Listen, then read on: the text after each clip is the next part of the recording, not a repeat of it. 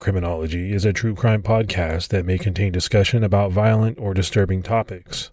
Listener discretion is advised.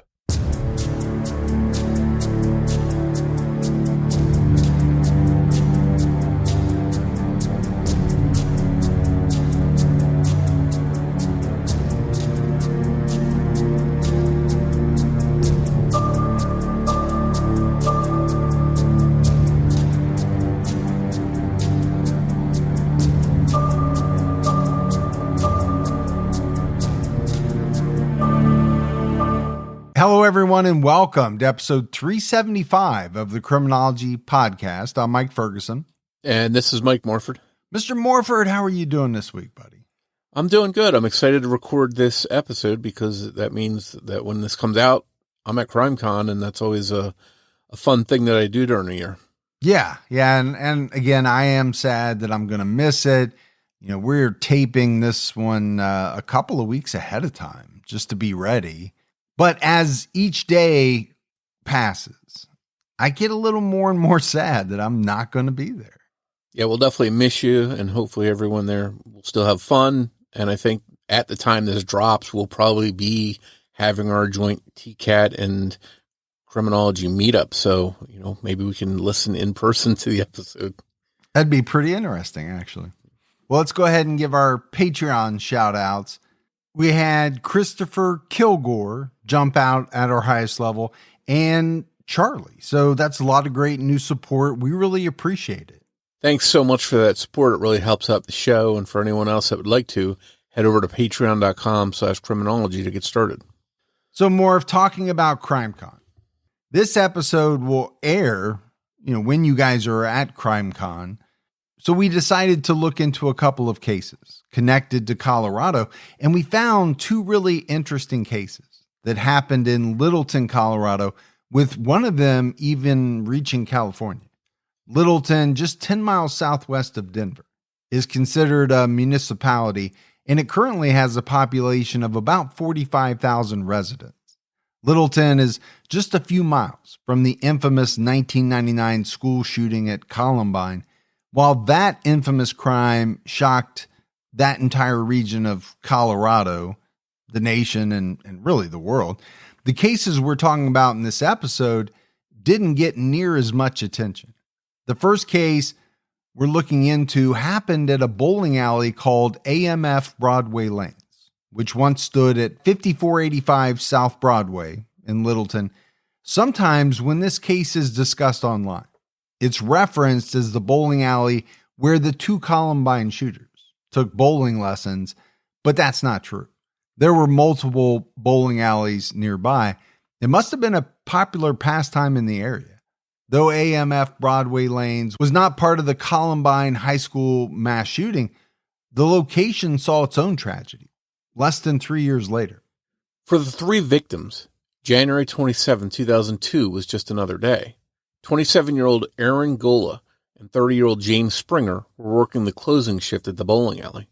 23-year-old Robert Zajac, who most often went by Bobby, was bowling and hanging out until closing because he was waiting for James to give him a ride home. Bobby worked at a different bowling alley in town, but he enjoyed the sport and spent a lot of his spare time bowling. He was an accomplished bowler who had won awards, and many people thought that he would one day be a professional. He was once able to boast a perfect score of 300. That night in January, he just happened to be at AMF Broadway Lanes with James and Aaron. So, Morf, I want to ask you, are you a bowler? Do you bowl? I used to bowl, and I could say I was pretty average at best. I never got anywhere close to a 300. How about you? No, yeah, I don't bowl on a regular basis. Probably haven't been in 4 or 5 years, but every now and then it's fun. Bowling's fun, especially when you got a bunch of people and you're sitting around. Like you, average at best, 140, 150. No, I'm not even cracking 200.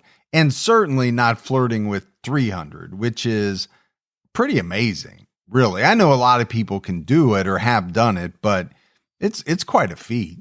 Yeah, and it seems like bowling alleys are few and far between nowadays. I know back in the 80s, especially when I was a teenager, they were very popular, and it seems like they've dissipated with time. Well, heck, when the Wii came out, you could just bowl, on your TV.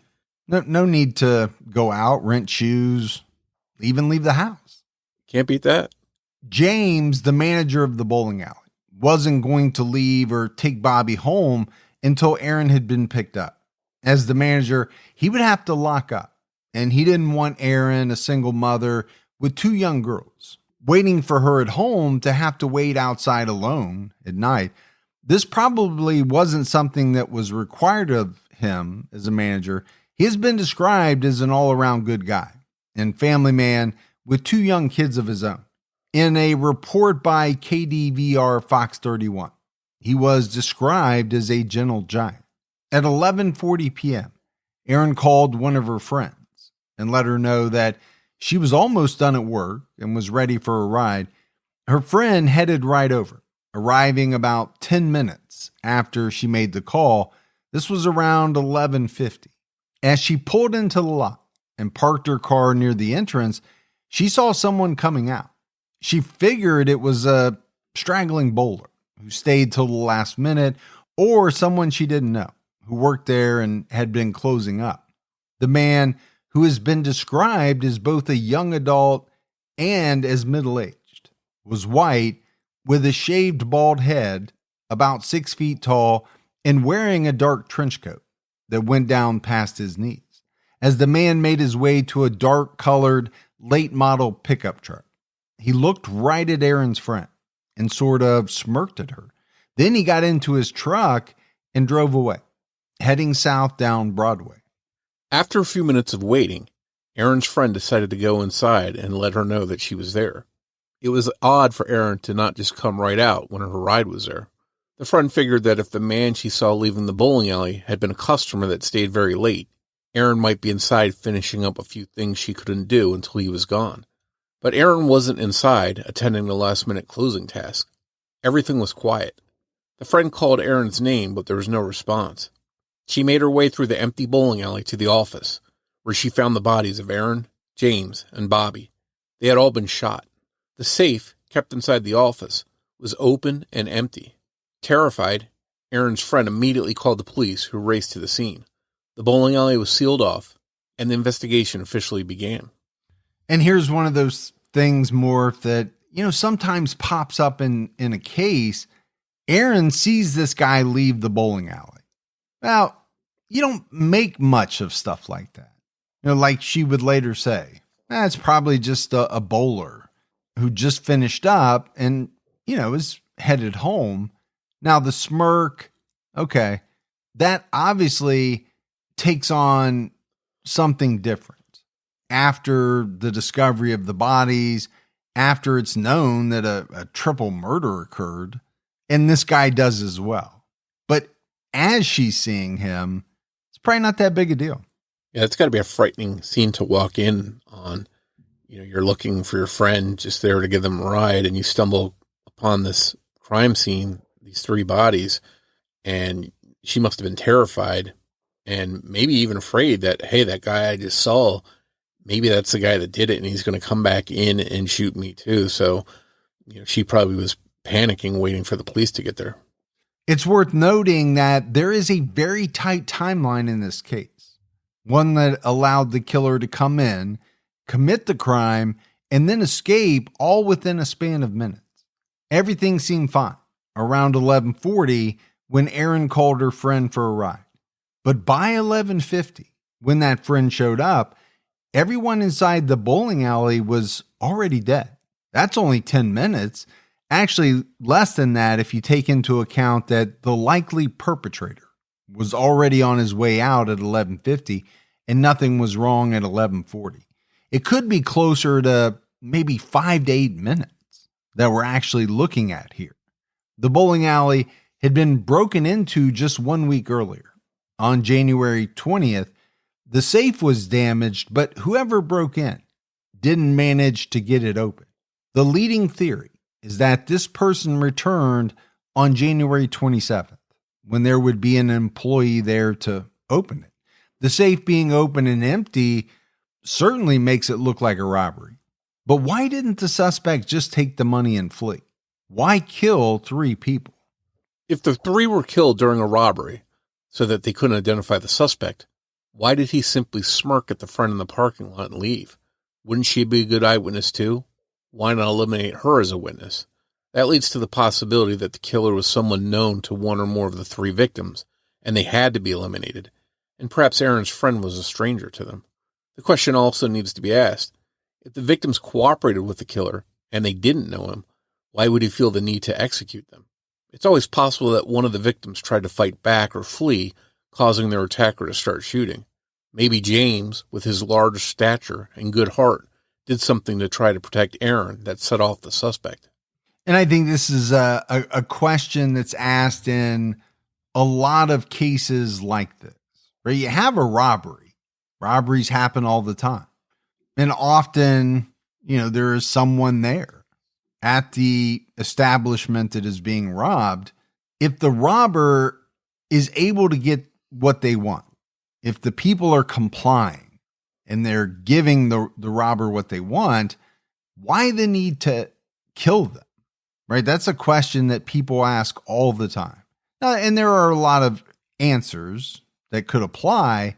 Maybe the person wanted to make sure there were no witnesses left behind. Like you said, Morf, maybe this attacker was known to one or more of the victims.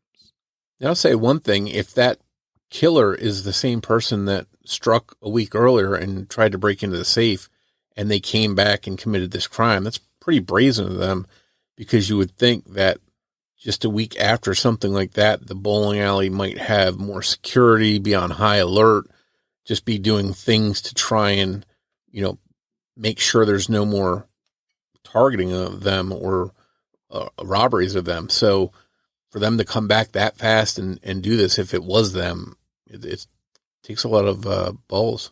Yeah, I agree with you, because if my house was broken into, you better believe, I'm already on guard, but I'm going to be extra vigilant, right? I'm going to be changing locks, adding security. I'm going to be doing all these things. And you would think a business would too. Seems strange to just a week later try to hit that business again when they're probably most on guard. Now, there's a lot of talk online about 2 jackets found at the scene that didn't belong to any of the 3 victims. We couldn't find any specific information about them, but it could have been included in a segment on America's Most Wanted, which was also not readily available. Perhaps one or both jackets were left behind by the killer. The problem is, it's possible that these jackets are not connected to the crime or the killer at all, and were just left behind by patrons of the bowling alley. This possibility is reinforced due to Aaron's friend seeing a man believed to be the killer fleeing while wearing a long trench coat.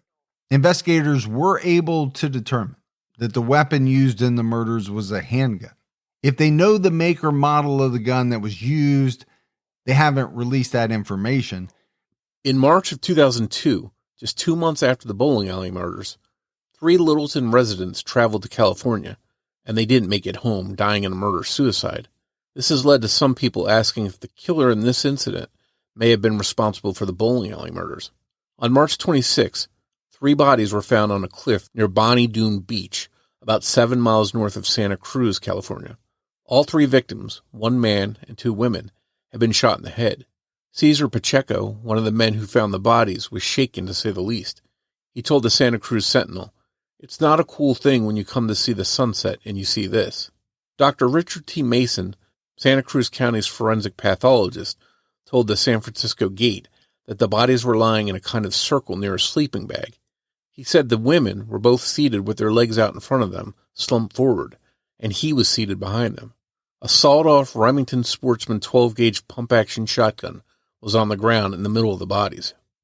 Investigators were able to identify the 3 victims as 19-year-old Brenda White, 19-year-old Melinda Leppi, and 26-year-old David Arthur Bachman, who were all from the town of Littleton, Colorado.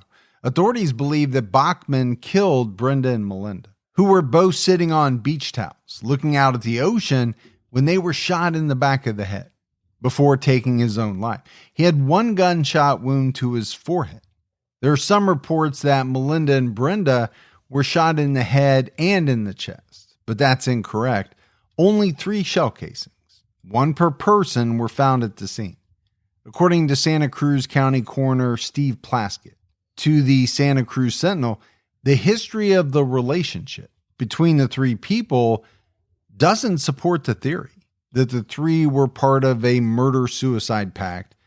Police were not sure how long the trio had been in California, although 3 of them had ties to the South Tahoe area in California.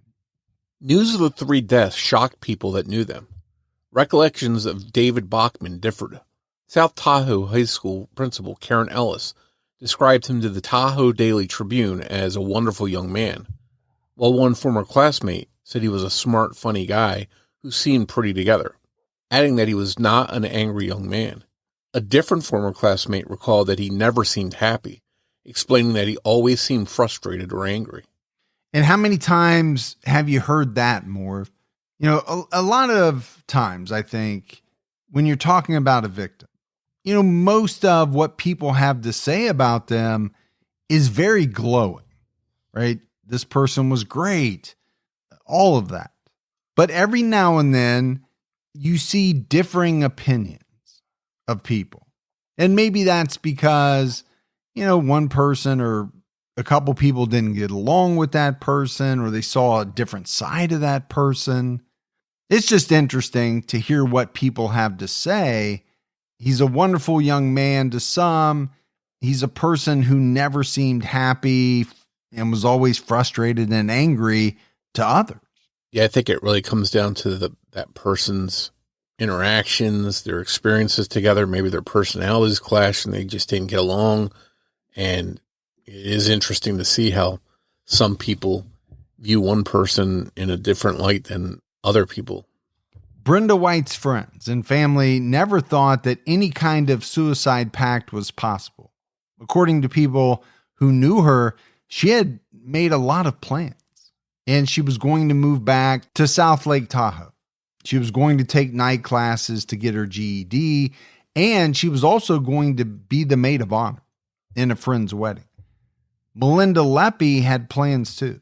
While in California, she told her mother and one of her friends from high school about a tattoo she was excited to get when she was back in Colorado. Before traveling to California, the 3 lived in the same apartment complex in Littleton called Westlake Greens. Melinda and Brenda were best friends and had grown up together in South Lake Tahoe, California. Melinda and David, who also grew up in South Lake Tahoe, were dating and shared an apartment. All 3 of them had moved to Littleton in the spring of 2000 and moved out of their units in January 2002, about 2 months before their deaths.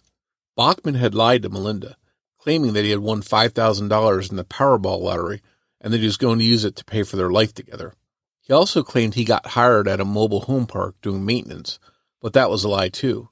He did have an interview for the job, but it was scheduled for March 28th, 2 days after his body was found. Some online sleuths have tried to connect David Bachman to the Littleton bowling alley shootings and theorized that could be why he chose to die by suicide, fearing the police would be on his heels. If Bachman is the one who robbed the bowling alley and killed Bobby, Aaron, and James, he left no obvious trail of how he spent the money. It didn't seem like he spent it on any necessities, like dependable tires for a car. On the way to California, the trio stopped in Reno, Nevada to visit Melinda's father. He saw the awful condition of the tires on their car and offered to buy new ones so that they could make their trip safely. 2 ounces of marijuana were found with the 3 bodies on the beach, which back in 2002 was probably worth a couple of $100. The 3 had only about $1 between them when they died. So based on the lack of money and no clear connection between Bachman and the bowling alley besides online sleuths trying to make the connection, it's possible that David Bachman had nothing to do with the bowling alley murders. And I get why some people might be trying to connect Bachman to the bowling alley murders. the timing is there, right? These people move out essentially the same month that the murders occur, but they don't head to California for a few weeks after that. And then obviously David Bachman, kills these two women and himself. So the theory on the part of many is that either he was remorseful for what he had done, or he just felt that, police were going to catch up to him and he didn't want to be incarcerated. Yeah, the timing is certainly interesting. And I think that's the first thing that people spot when they say, okay, here's a double murder suicide.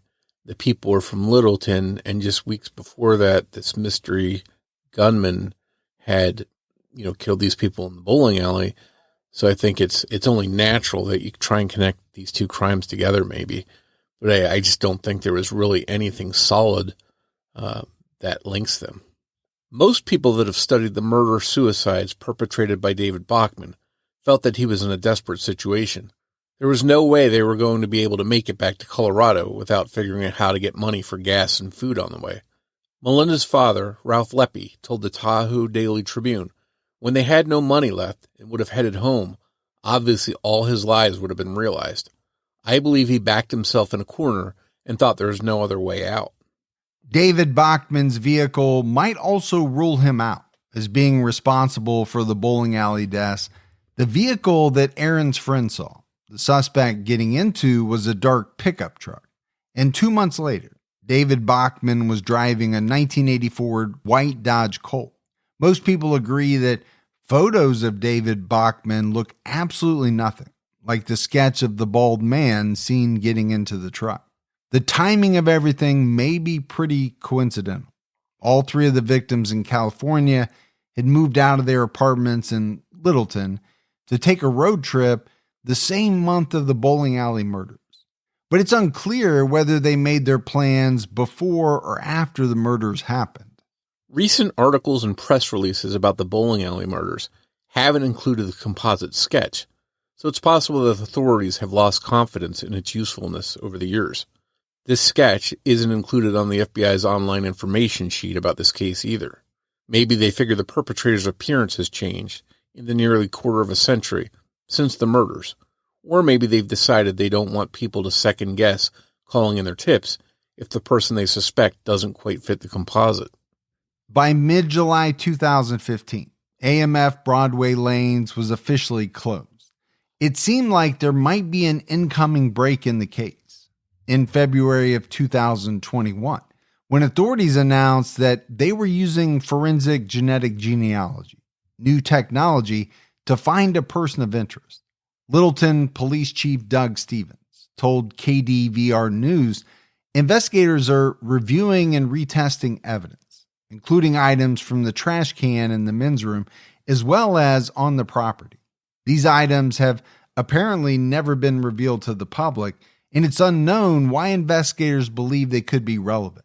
Maybe the theory is that the suspect hid inside the bathroom until everyone else left, or maybe one of these items had blood on it, as if the killer had washed up before leaving the scene. In June 2021, investigators searched an area of the Platte River near Interstate 270 between York Street and Vasquez Boulevard in Littleton. We never learned what exactly they were hoping to discover, and if they did end up finding or collecting any evidence, the public hasn't been informed about it. This could mean they have something of interest that only someone involved with the murders would know about. But after 4 years since the search was done, with no apparent movement on the case, you think they would reveal something. If they found the smoking gun, it's likely they would have moved in on, or at least named the suspect by now. Back in 2021, Chief Stevens told KDVR, "This community, especially the families of James, Aaron, and Robert, deserve answers. We believe people familiar with the circumstances surrounding this case remain in our community. It's not too late to come forward."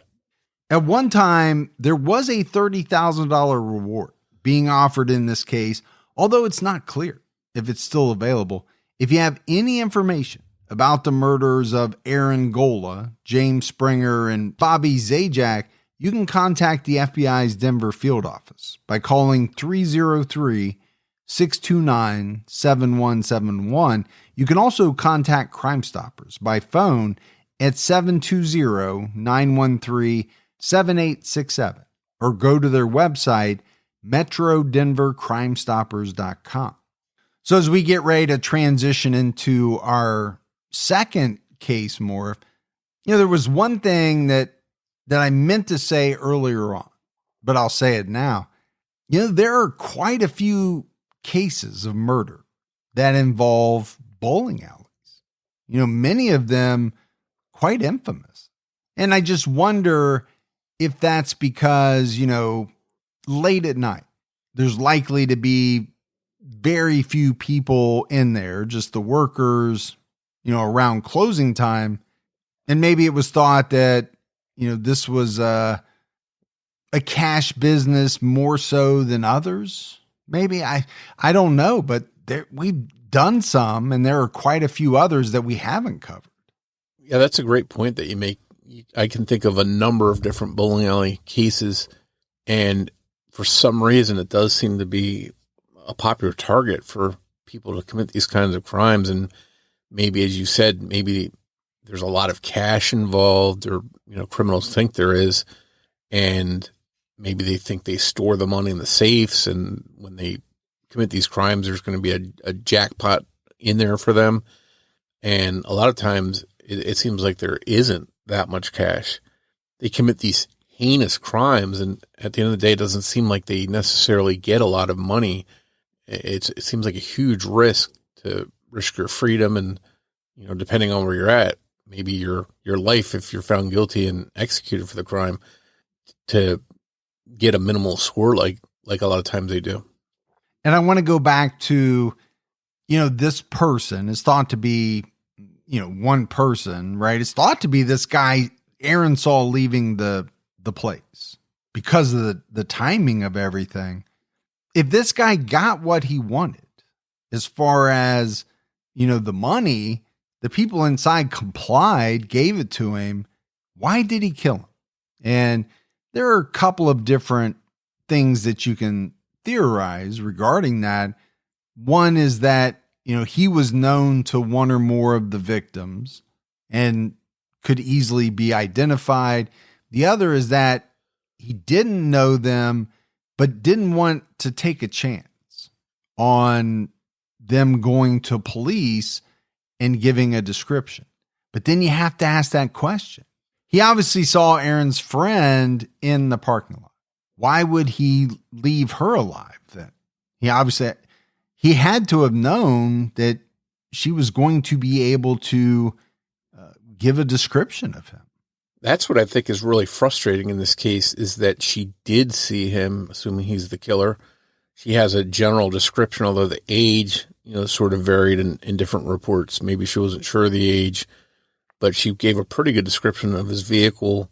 He was bald, and just frustrating to have that much of a clue and even make sketches of this person at one time, but have no resolution. And I think it's very likely there was no security cameras. If this crime happened today, there'd probably be a number of security cameras in the area that might have captured a license plate, information that might help them ID his truck.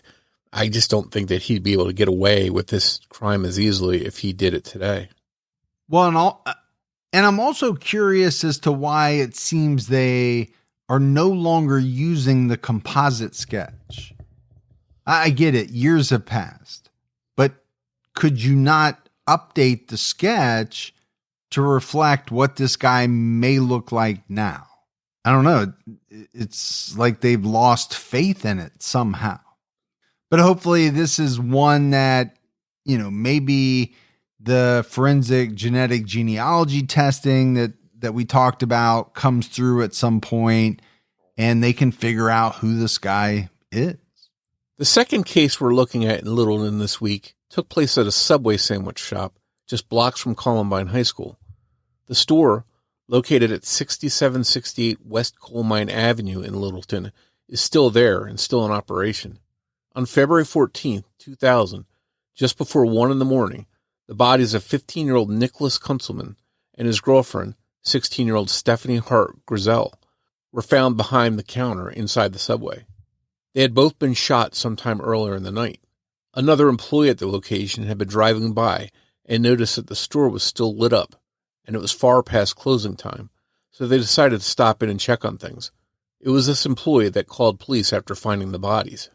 Nick worked at the shop and was supposed to lock up when the store closed, and Stephanie was just visiting, hanging out while he did the closing routine and waiting for him to be done with work. Stephanie's mother, Kelly, didn't know anything was wrong until Valentine's Day morning, when Stephanie wasn't in her room and her car wasn't in the driveway. She had last seen Stephanie the night before, wearing her pajamas and finishing up her algebra homework. After her mother went to sleep, expecting Stephanie to head to bed after she was done with her schoolwork, Stephanie snuck out to see Nick at work. She was obviously expecting to return home and leave no sign that she had even snuck out. Kelly turned on the TV and saw a news report about the murders before she was contacted and informed that Stephanie had been killed. Her car was parked in front of the subway and was visible on the news broadcast Kelly was watching. And we've talked many times, Morf, about finding out that your son or daughter has been killed. It has to be one of the most devastating things that anyone can go through. But I'm really feeling for Kelly here because she is seeing it kind of, splayed out on the news before she's even contacted by the authorities. Yeah, it doesn't seem like this is a case where the news report said the victims' names before their family was contacted, but she probably put two and two together that, hey, that's my daughter's car in front of the subway that her boyfriend works at, and immediately probably knew what had happened and that the worst thing possible could have happened. Yeah, because she's coupling that with the fact that her daughter didn't come home or wasn't there in the morning, when she woke up. One of the first things police did was turn to the surveillance cameras around the store to see what, if anything, they recorded. Unfortunately, the one security camera at the location somehow didn't capture anything useful. For some reason, authorities searched a roof across the street from the subway, as well as a trash can behind the store, possibly looking for the murder weapon. The reason for searching the roof across the street might be one of those things investigators are holding back from the public. What, if anything, was found remains a mystery.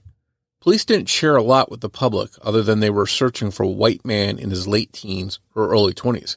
He was wearing a red jacket and flared pants, and he was seen in the area of the subway on the night of the murders. Jefferson County Sheriff's spokesman, Steve Davis, told the Denver Post, "It's unclear whether a robbery took place. Early on, police didn't disclose what amount, if any, was taken from the register, but in many later articles, it stated that the money inside the cash register remained untouched. This doesn't exactly rule out a robbery. The suspect could have been focused on the safe, looking for a large amount of cash, and could have gotten frustrated that Nick and Stephanie didn't have the key or the combination to it." And this is a strange one for me, Morf, right off the bat. It's got to be either a case where, like you said, the suspect got frustrated because, they couldn't get into the safe. And then somehow, maybe in a panic, left after the murders without even taking the money from the register, right? Essentially left with nothing. Or these murders were targeted and they had nothing to do with robbery. Yeah, you would think even if this person had gone there with the intent of robbing the safe and getting the big score when they couldn't get into the safe, you would think they want to take whatever cash they would have access to just to get something out of it. After all, they've just murdered two people. Why would they want to leave empty-handed? And I think maybe this is the frustrating part for police. They've got to figure out, did this really have anything to do with the robbery? Or, as you mentioned, were they targeted? Did they have a beef with one of the victims? I think the police had to consider all those possibilities. Two different witnesses described a potential suspect seen at or near the subway that night. Authorities released a composite sketch of each person's description. The two sketches are pretty similar to each other with some minor differences in the finer facial features, and they were both wearing some kind of hat. This person wasn't wearing a red jacket or flared pants as had been originally described. The person seen leaving the subway sometime that night has been described as a white man with light blonde hair. He was about 5'7", weighing in around 150 to 170 pounds, and between the ages of 16 and 20 years old. He was wearing blue jeans, tennis shoes, a black baseball hat, and either a black jacket with a red lining or a red shirt. There were rumors that employees at that subway location were selling drugs out of the back door, which was supposed to be accessed only by employees, and that the murders had something to do with this drug dealing. Whether or not there's any truth to these rumors remains a mystery. Nick had only been working at that subway for about a month.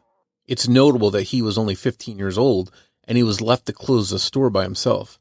You would think that an adult employee would have been with him, and that seems like a huge oversight to let someone under 18 be there to close, especially if they're the only employee working.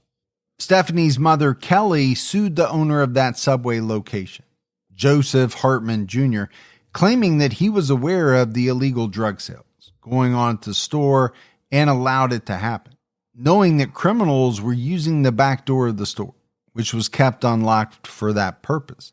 Since Stephanie wasn't an employee of the store, Kelly's lawsuit was dismissed.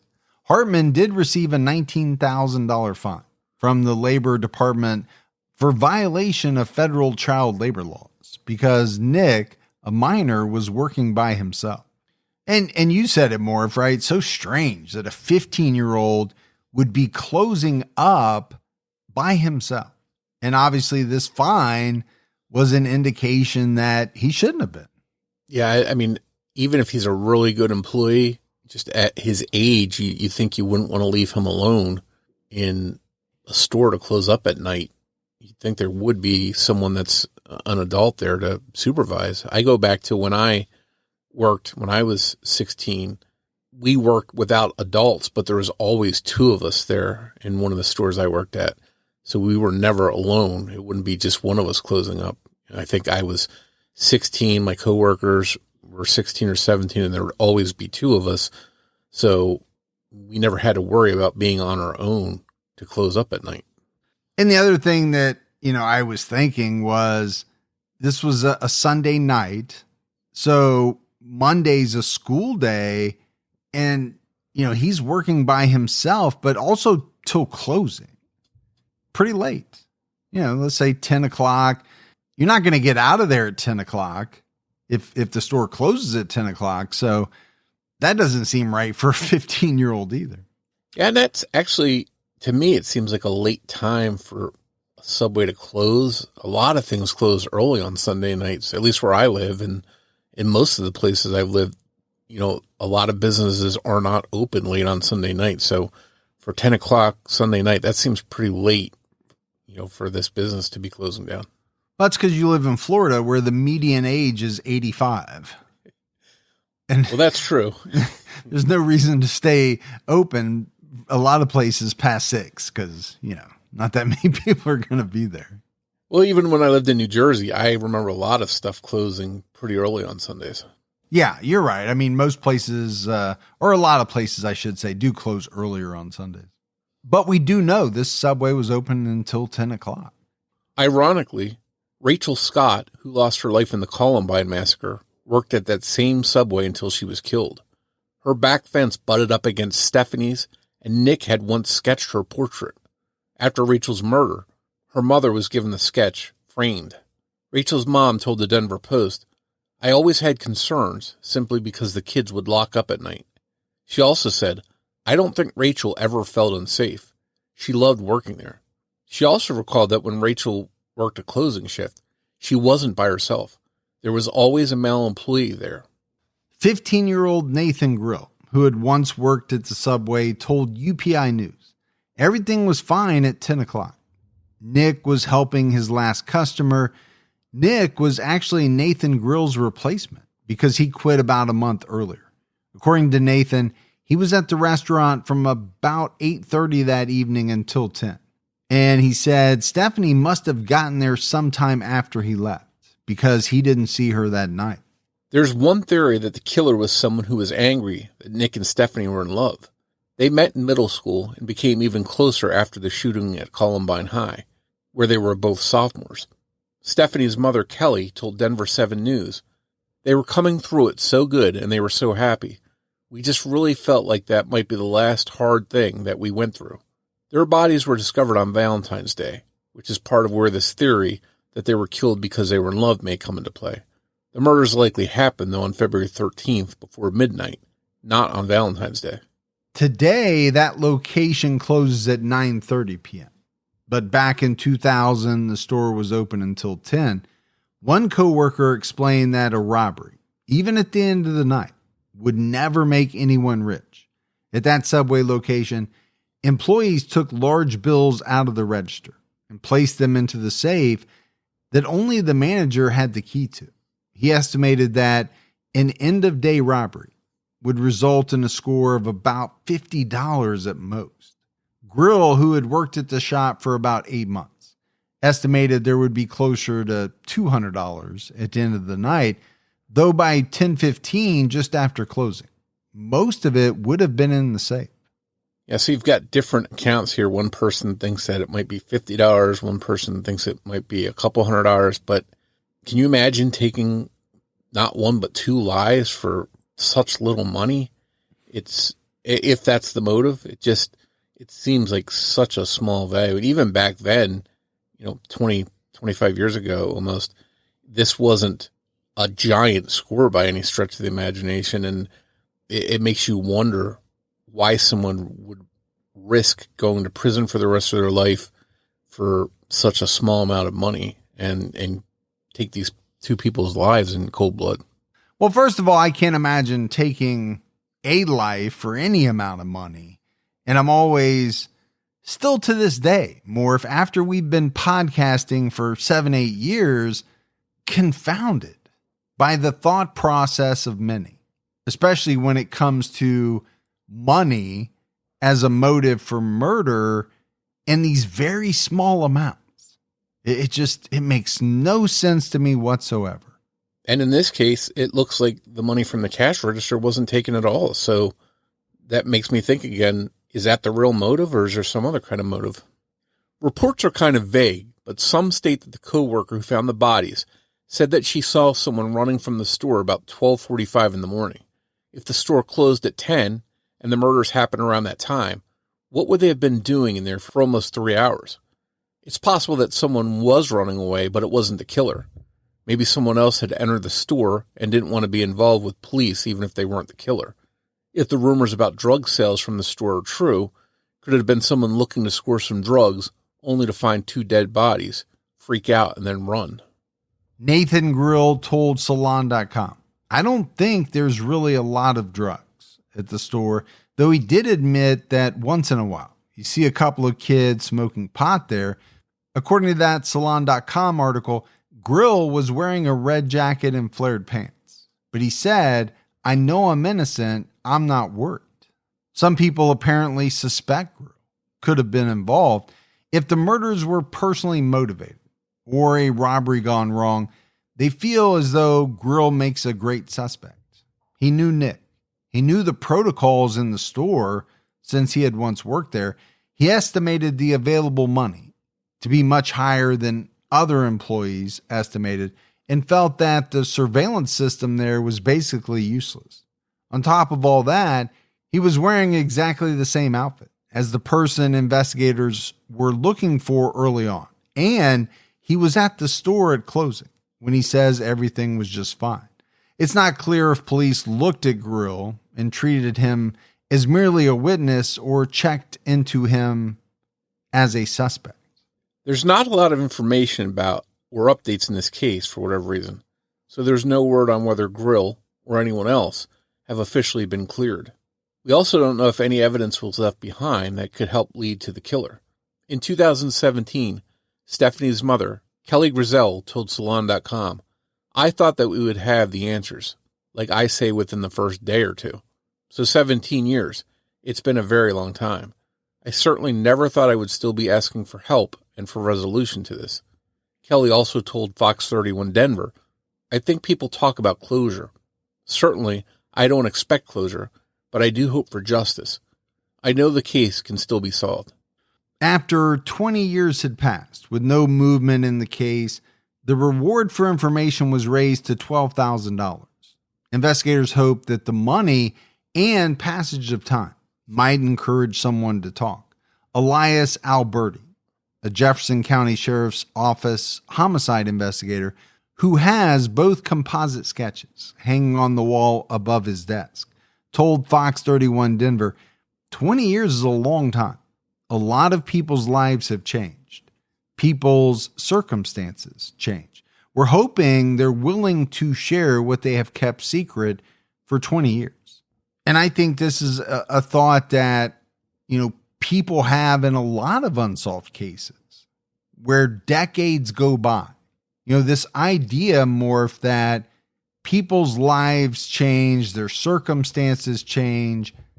Maybe someone who found out or was told about what happened was close to the killer, and then later on that bond was severed for whatever reason.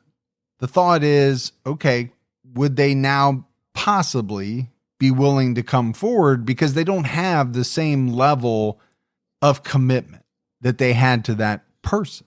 And I think that's a very valid thought. But, on the flip side, what is the incentive for people to come forward? Yeah, there's a reward, but also you then have to explain why you knew about this or had this information for 20 years or more and you never came forward. Yeah, I think everyone wants a case like this to be solved as soon as possible, especially the victim's loved ones. But if there's a positive thing about the length of time, time going by, case getting cold, is that it does allow for people down the road, maybe for their circumstances to change, and someone that had some information down the road, maybe they, for some reason, decide it's time to come forward and tell what they know. And maybe that's because someone they were afraid of is no longer around and they feared for their safety all that time. Maybe now they don't. So I think there are some positive things that do come from the passage of time, despite everyone wanting quick answers. And I just want to say too about the homicide investigator in this case, it doesn't seem like he's forgotten it. Like he packed this case away and, it's collecting dust someplace. He has those composite sketches hanging on the wall, reminding him that this case is still unsolved. And I think that's probably a real positive thing for the families of these two, because they know that their loved ones aren't forgotten and the police are taking it seriously and think about it all the time. Yeah, good point. The other thing that the passage of time does is bring in new technology, right? The technology gets better as the years go by. The problem always is, whether or not the police have anything that they can use with this new technology. And a lot of times we don't know that because they don't share that for very obvious reasons. In February 2021, on the 21st anniversary of the murders, the reward for information was raised to $100,000. Jefferson County Sheriff Jeff Schrader told CBS, with this significantly increased reward, people who haven't come forward with their information will be much more likely to do so now. We're continuing our diligent work to bring justice to Nicholas and Stephanie. Investigator Alberti has implied that there is information that has been withheld from the public to protect the integrity of the investigation. He told KDVR News, there are some things in this case we don't talk about, we don't share, and keys to the case that we don't let the general public know.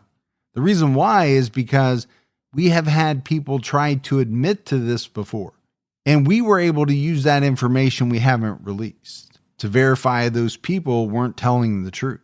Alberti told 9news.com, more than one person has confessed to killing Nick and Stephanie, but because authorities held back certain information, these people haven't been able to answer questions correctly. we know based on those responses that they weren't involved.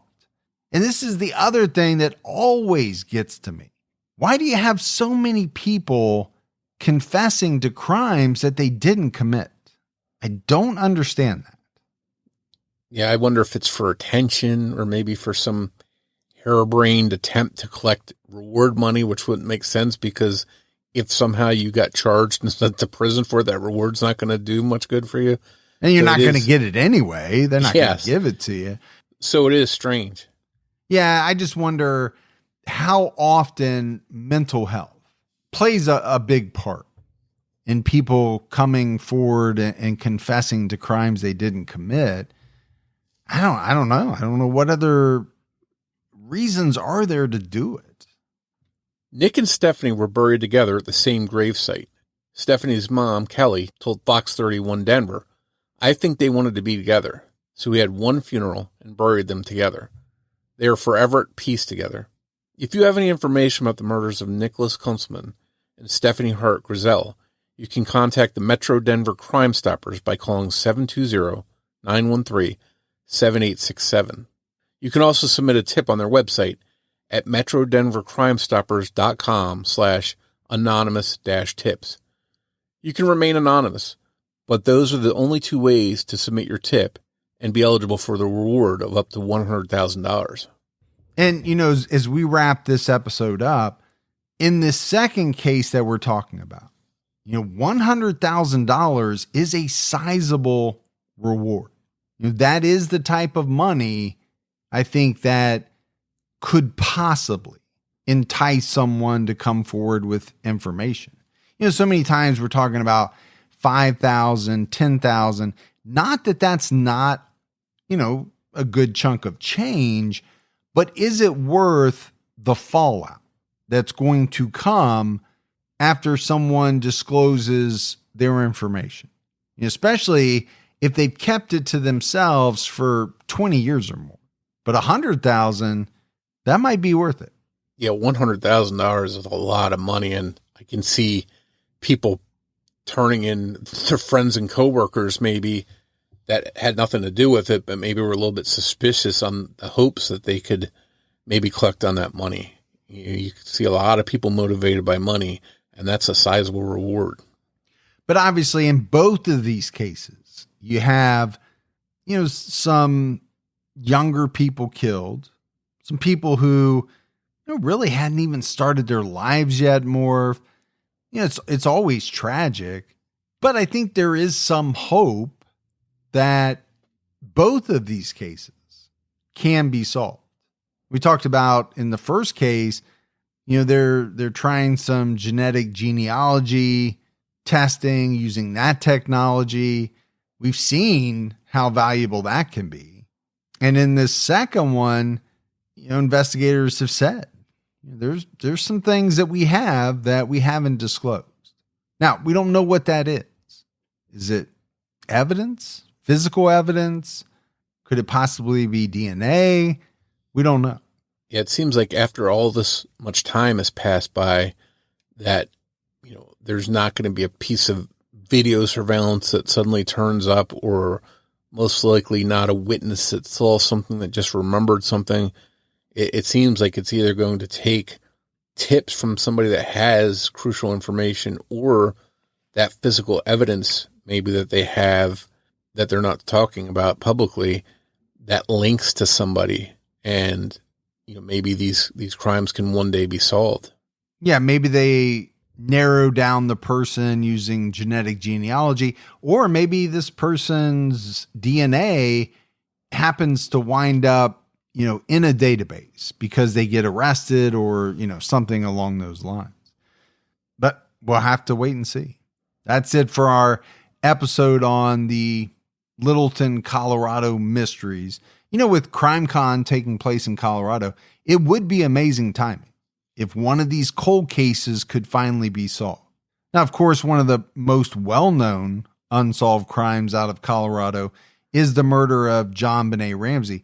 We covered her murder over 3 episodes last year.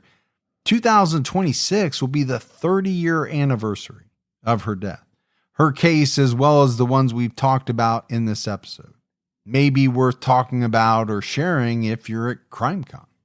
But if you love the show and haven't done so yet, go out, leave us a rating, leave us a review, but also definitely keep telling your friends about the podcast. Word of mouth really means a lot. If you want to find us on social media, we're on every major platform. Just search for Criminology Podcast. You can also go to our website, criminologypodcast.com, and you can join our Facebook discussion group, Criminology Podcast Discussion and Fans. So that's it for another episode of Criminology, but Morf and I will be back with all of you next Saturday night with a brand new episode. So until then, for Mike and Morf, we'll talk to you next week. Take care, everyone.